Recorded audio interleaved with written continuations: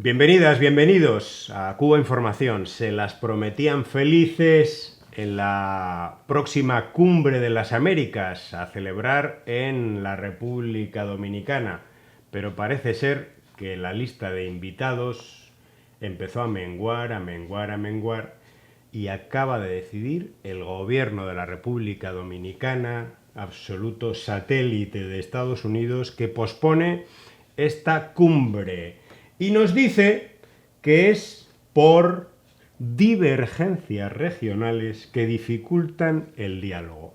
Traducido, porque la República Dominicana, el gobierno, a instancias y obedeciendo las órdenes de Marco Rubio, secretario de Estado de Estados Unidos, decidió excluir de esta Cumbre de las Américas a Cuba, Nicaragua y Venezuela, y se ha revuelto el patio.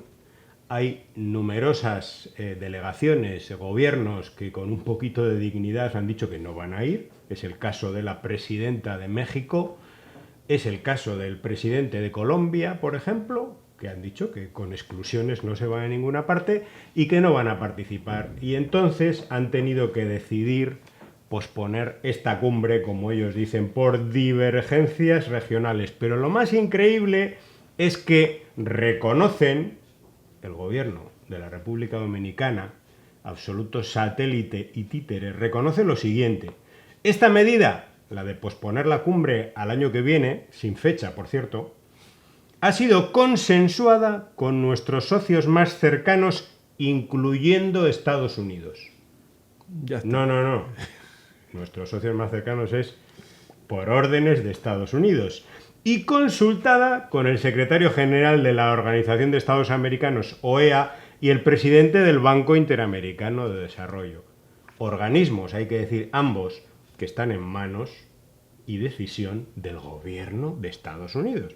Recordemos que este banco, que supuestamente tiene que financiar proyectos de desarrollo, carreteras, infraestructuras en países de América Latina, por ejemplo, no puede dar créditos a Cuba. ¿Por qué? Porque hay algo que dicen que no existe, que es el bloqueo financiero a la isla, porque Estados Unidos tiene voto preferente en este organismo. Es una más de las pruebas contundentes de que el bloqueo económico contra el pueblo cubano es genocida, es criminal.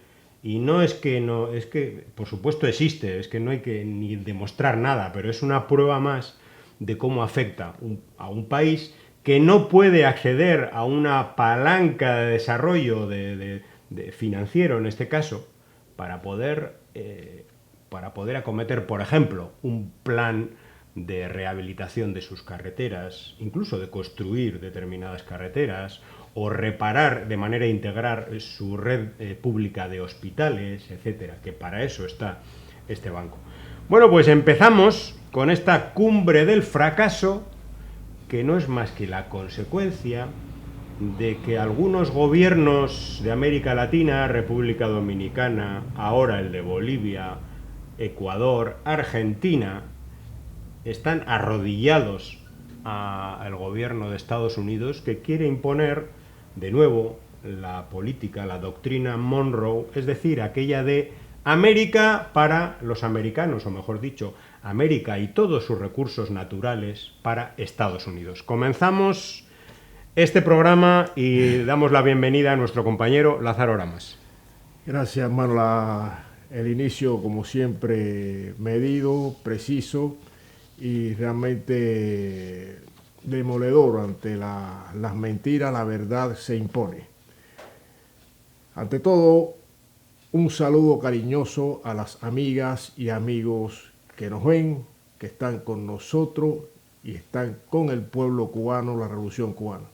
Gracias por estar ahí, gracias por vuestra solidaridad para con el pueblo cubano. Bueno, esto lo que demuestra esta medida, esta cancelación de una cumbre importante, es que los pueblos de América Latina y el Caribe no pueden seguir viendo cómo se pospone la unidad latinoamericana y caribeña, que significa independencia. Lo que demuestra es que no hay independencia en muchos países, desgraciadamente, de la región, América Latina y el Caribe, ante el accionar intervencionista de los Estados Unidos. Es decir, que una cumbre, yo recuerdo la cumbre en La Habana, José, donde se determinó y se aprobó que América Latina y el Caribe es zona de paz. Esa fue la de la CELAC en aquel momento, sí, ¿no? Zona de paz. Sin embargo, Estados Unidos está haciéndose el sordo, el que no ve, y actualmente, como hemos dicho en anteriores programas, hay un despliegue enorme, un despliegue naval en el Caribe, no en el Pacífico, en el Caribe, amenazando a pueblos hermanos, en el caso de Venezuela, también Colombia. Es decir, un despliegue incluso con portaaviones, o sea, un show. Y asesinando a gente de manera extrajudicial. Exactamente, un show bélico, naval, pensando que estamos en los tiempos de los años 50, 60.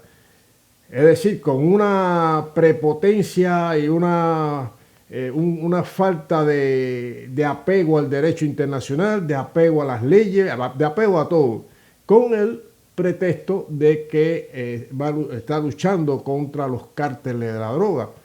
Y cártel, en caso del cártel de los llamados de los soles, que no está probado, no hay una prueba que pueda respaldar todo este despliegue militar naval de los Estados Unidos en el área. Es decir, que los pueblos de América Latina y el Caribe necesitan la unidad, trabajar en favor de la unidad, y para eso tienen que desprenderse de algunos líderes que va contra ese objetivo, contra ese anhelo, porque están subordinados y sometidos a Estados Unidos. Es la desgracia que tiene en estos momentos América Latina y el Caribe. Resultado de tal situación es la cancelación de una cumbre en la cual lógicamente tienen que estar todos los países de la región.